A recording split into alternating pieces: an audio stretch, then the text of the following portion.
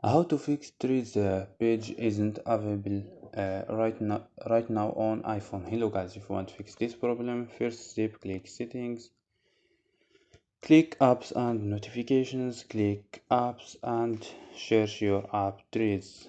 After these steps, go to force stop, click OK and click storage, click clear data, click OK and click clear cache and restart your phone. So don't forget like and subscribe. Bye.